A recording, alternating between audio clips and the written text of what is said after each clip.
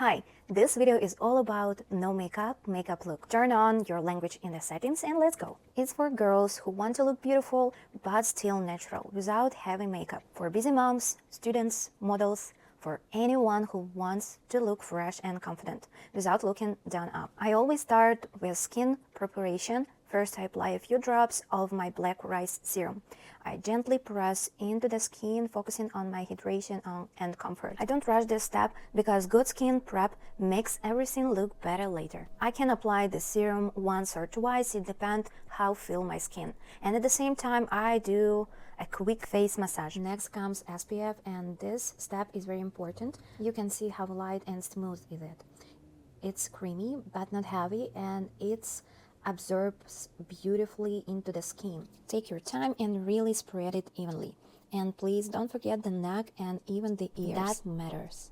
What I love is that it gives this healthy glow and makes the skin look smoother. Not in a fake way, just fresh. If your skin is oily, you can always powder your T-zone later. But if you're more dry, this glow is everything. If you have, just like me, post-acne, that's okay. We can work with this, and that's why you shouldn't forget use your SPF too. You can see also I have some post-acne, pigmentation. Everything of this is normal. Now I move on to lips. I'm using the Steaming Milk Balm from Alternative Stereo. The texture is quite dense, kind of like a Laneige lip mask. I usually apply it with a spatula, but this time I didn't have one nearby, so I used the back of the brush. But important, it should be clean. I love using this balm at night when my lips are dry, cracked, or wind burnt. Also, sometimes I bite the inside of my lips when I'm working or stressed. This really helps to heal them. I also like applying it before makeup. By the time I finish the look, my lips are already soft and ready. Next, I'm using the Collagen Whitening Foundation from Enough. I apply it into my palm and mixed this with a bit of black rice essence. I warm it up slightly with my finger, then I start applying it under the eyes first. After that, I add it only to the areas that need more evening out, the chin, the sides of the nose. I blend it where I apply it, and then whatever is left, I softly distribute over the rest of the face. Use gentle tapping motions. This helps the product melt into the skin and keeps the texture natural. The goal is to create a second skin, not to highlight texture, not to make streaks. I also use the leftovers on the eyelids. I first discovered this foundation about 7 years ago, and for a long time it was actually my favorite one. Of course, now a lot of good foundation who is really sitting good on your skin, but at this time only this works for me. Even when I had my own Korean online beauty store, this foundation was part of my selection. I gently love it and use it, and yes, it's very affordable. But if you have acne, you should check if it will fit for you. Next, I'm using this e.l.f. blush tint, but you can use your regular blush with the same techniques. And yes, be careful if you use tint, because when I try to show you, you see. It's a multi-use product, and I love how natural it looks on the skin.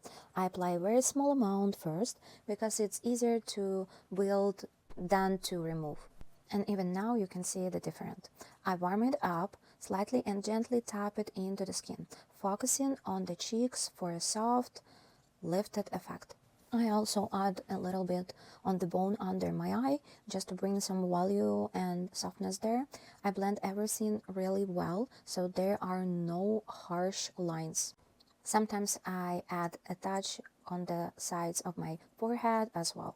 I like to move the product in a soft triangle shape from the cheek up to the side of the forehead, then back to my eyelid, and again down to the cheek. This way everything connects beautifully. Then I add another very light layer and build the color gradually. I keep the color a bit stronger in the center and more diffused towards the edges. This creates a very natural flush, because that's how a real blush look on the skin. At the very end, I add just a tiny bit more in the center and blend it out softly. For a lifting effect, just stay in this zone and blend it up with soft motions and no rush. Now we have amazing base to keep going to next steps. Next, I'm using this Charlotte Tilbury highlighter number 2. It's a little bit deep to me, so I adapted this to myself like a bronzer plus highlighter. I ordered it, and at first I was honestly a little bit disappointed, but then I quickly adapted it and make it work for me. I apply it manually to the cheekbone area, focusing on the zone where the sun will naturally hit the face. Of course, I also softly blend it into the area around the eye bone. I really take my time here, making sure everything is well blended and seamless. You can immediately see the difference. It adds warmth and dimension. I add a bit of product onto my hand and spread it slightly. You can apply it both ways, directly on the face or from the hand. In the video I show both methods. I first place it on my cheekbone to show the placement, and then I build it up gradually from the hand.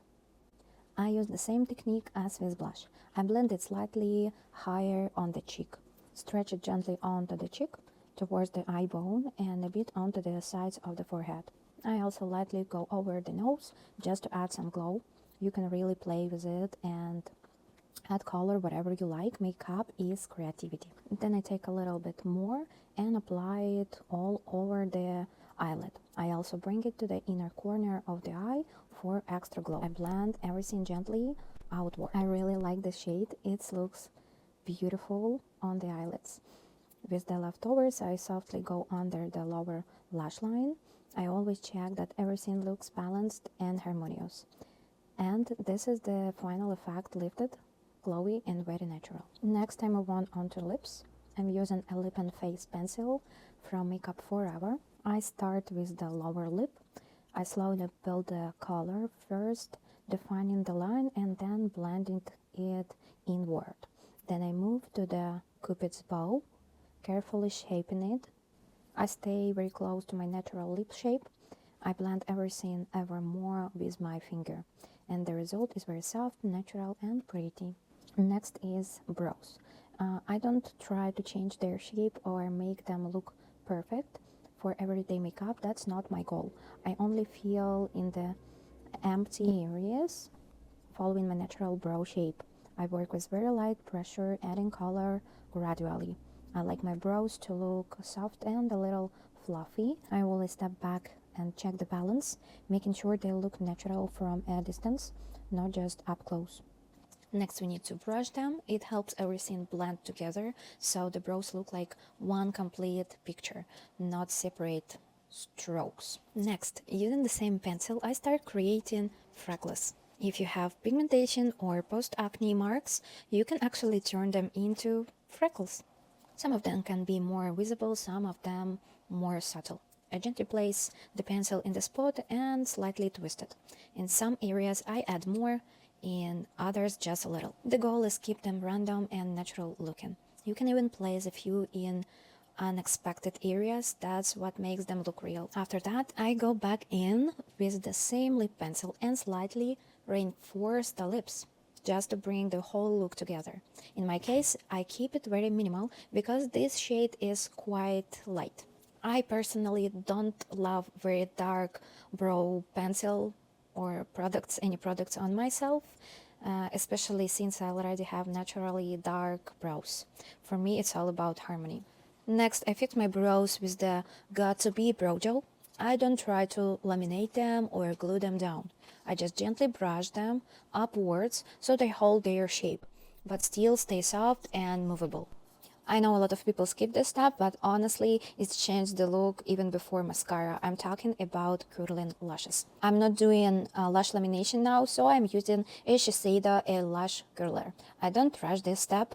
I gently press at the base of the lashes. I'm not perfect still in this because it's new curler and first in my life. For mascara, I'm using a brown one. For everyday makeup, I personally prefer brown. It gives a much softer and more elegant effect. The eyes still look defined, but not heavy or overdone. This mascara has a really nice brush. It separates the lashes well and doesn't clump them together. I apply it with light movements, focusing mostly on diffusion rather than volume. This way, the lashes look natural, clean, and very wearable for every day. To set everything, I'm using the Laura Mercier powder. I pick up the product with a fluffy brush, tap out the excess into my hand, and then gently press it into the skin. I don't do baking or heavy setting, I just want to fix all the products in place and keep the skin looking natural. I focus mostly on the areas that need in the most, the T-zone, under the eyes, and around the nose. And with whatever is left on the brush, I lightly go over the rest of the face. And this is the final result. The skin looks fresh, natural, and alive. You can still see the real texture of the skin, but everything looks even and polished. This makeup doesn't take hours, it doesn't hide your features, it just enhances them. It's perfect for everyday life, for moms, students, for anyone who wants to look put together. Thank you so much for watching. I hope this video was helpful for you. I'll see you in the next one. Bye!